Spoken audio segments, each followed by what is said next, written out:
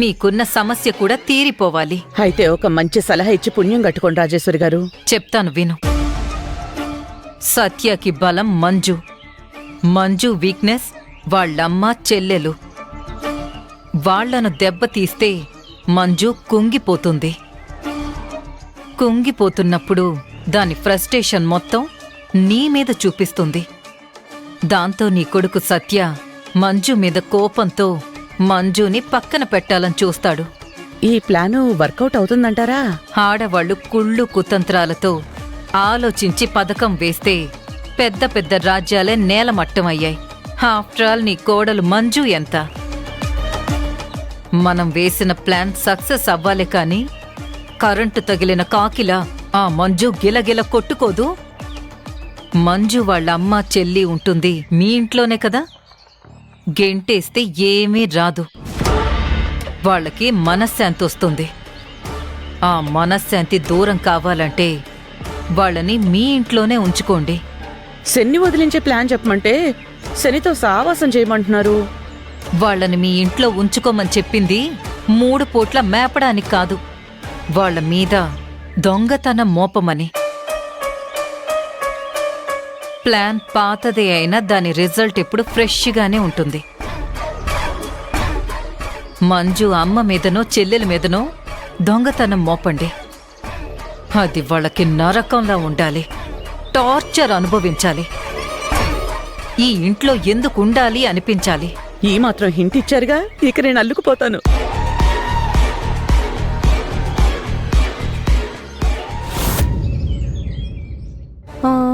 ఇక్కడే ఎక్కడో అక్క క్రీమ్ ఉండాలే.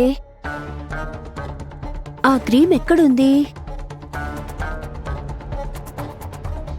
ఇక్కడే ఉందా?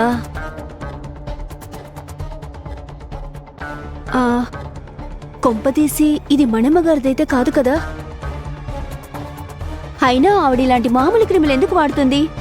కాస్ట్లీవే వాడుతుంది.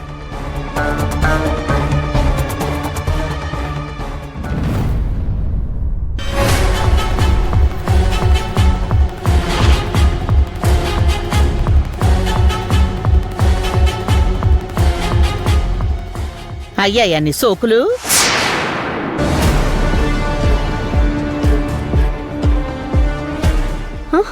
అయిపోయింది అత్తయ్య గారు. ఏయ్, నీకసలు బుద్ధుందా? ఇది నా ఫేస్ క్రీమ్ కదా. మీద నేను అక్కదనుకున్నాను.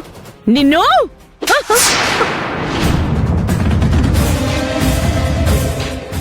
ఎంత ధైర్యం లేకపోతే నా ఫేస్ క్రీమ్ ని దొంగతనంగా రాసుకుంటావా? ఏమమ్మా అన్నపూర్ణమ్మా, నీ కూతురికి దొంగతనం అలవాటు కూడా ఉందా? అదేదో తెలియక తీసుంటుంది, దాన్ని దొంగతనం అంటారేంటండి? మనీ, ఏంటిది? ఇంత చిన్న విషయానికి నువ్వు ఆవేశపడటం కరెక్ట్ కాదు. ఏది కరెక్టో ఏది కరెక్ట్ కాదో నాకు బాగా తెలుసు. ఏమా తెలియక తీసిందంటున్నావా? పాలు దాగే చిన్న పిల్ల నీ కూతురు. చదువుకున్నమ్మాయి కదా, ఒకవేళ పెట్టుకోవాలనుకుంటే అడిగి పెట్టుకోవచ్చు కదా. ఈ విషయంలో తను ముమ్మాటికి దొంగతనమే చేసింది. నిజంగా అత్తయ్య గారు, అది మీదనుకోలేదు, మా అక్కదనుకున్నాను. నోర్మాయ్, నీ దొంగ వేషాలు నాకు అర్థమయ్యాయిలే. అదే నేను చూసుకోపోతే మొత్తం క్రీమ్ మొత్తం మాయం చేసేదానివి. అక్కదనుకుందంట, అక్కది కవర్ చేయాలని చూడుకో. మీ అక్కరని నీ సంగతి చెప్తాను. ఆడపిల్లకి దొంగతనం అలవాటు ఉండకూడదు. అన్నపూర్ణ, మీరు మీ రూమ్కి వెళ్ళండి. వెళ్ళండమ్మా.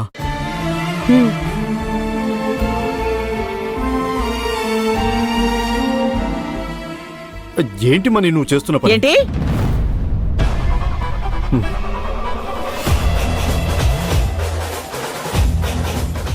ఈ విషయం ఇంతటితో అయిపోయిందనుకోకండి.